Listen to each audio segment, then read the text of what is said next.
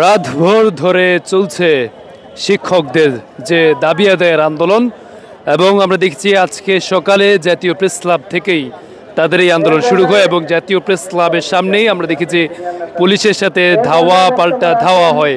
এরপরেই কিন্তু আমরা দেখেছি কয়েকজন শিক্ষক তারা আহত হয়েছেন। এরপর থেকেই আমরা দেখেছি তারা শিক্ষকরা বিভিন্ন জায়গা থেকে যারা এসেছেন তারা এই কেন্দ্রীয় শহীদ মিনারে অবস্থান নিয়েছেন। অর্থাৎ তারা বলছেন যে যতক্ষণ না পর্যন্ত তাদের দাবি আদায় হচ্ছে ততক্ষণ পর্যন্ত তাদের এই আন্দোলন চলবে এবং সেজন্য আমরা দেখছি কিন্তু সারা দেশ থেকে যারা শিক্ষক এসেছেন তারা কিন্তু এই শহীদ মিনারে অবস্থান নিয়েছেন এবং পুরো এলাকা জুড়েই তারা কিন্তু অবস্থান করছেন।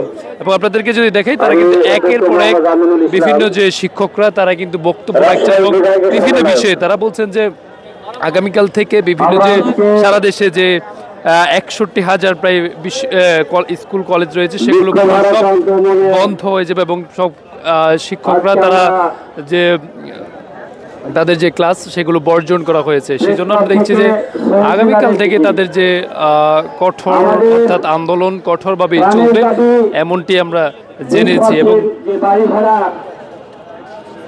এই বাড়ি ভাড়া নিয়ে আজকে একটি কুচক্রী মহল আজকে ষড়যন্ত্রে লিপ্ত। আমরা আমাদের দাবি আদায় করে এই কুচক্রী মহলের দাঁত ভাঙা জবাব দিব ইনশাআল্লাহ।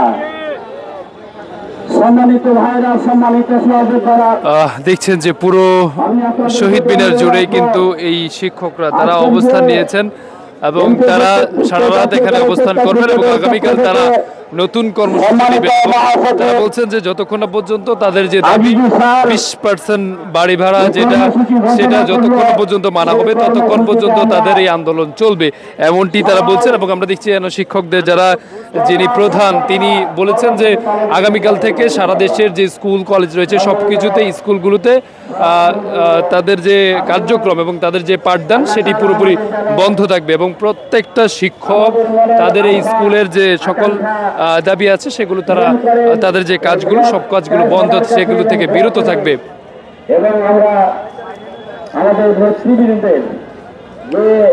আপনারা দেখতে পাচ্ছেন যে কেন্দ্রীয় শহীদ মিনারে তারা অবস্থান করছে। অর্থাৎ তারা যেটি বলছে যতক্ষণ পর্যন্ত তাদের দাবি আদায় হচ্ছে ততক্ষণ পর্যন্ত তাদের কিন্তু আন্দোলন চলবে।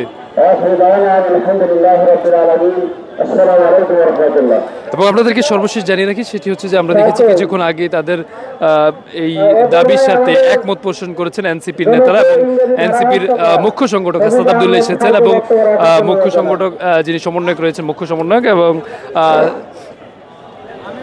তারা এসেছেন এবং অর্থাৎ এরপরেই আমরা দেখেছি কিছুক্ষণ আগেই এখানে এসেছেন তাদের দাবি আদায়ের একমত পোষণ করেছেন মেঘমল্লার বসু অর্থাৎ ঢাকা বিশ্ববিদ্যালয়ের শিক্ষার্থী এবং বাম সংগঠনের যিনি রয়েছেন এবং তিনি এসে এখানে তাদের সাথে একমত পোষণ করে এবং তাদের দাবির সাথে একমত পোষণ করে কিন্তু তিনি জানিয়ে গিয়েছেন এবং তিনি জানিয়েছেন যতক্ষণ পর্যন্ত তাদের দাবি আদায় হচ্ছে ততক্ষণ পর্যন্ত এই কেন্দ্রীয় শহীদ মিনারে তাদের অবস্থান যেন কঠোর থাকে এবং সরকার যতক্ষণ না পর্যন্ত তাদের দাবি আদায় মেনে নিচ্ছে ততক্ষণ পর্যন্ত তাদের সকল পাঠদান বা তাদের সকল কার্যক্রম থেকে বিরত থাকারও দাবি জানিয়েছেন।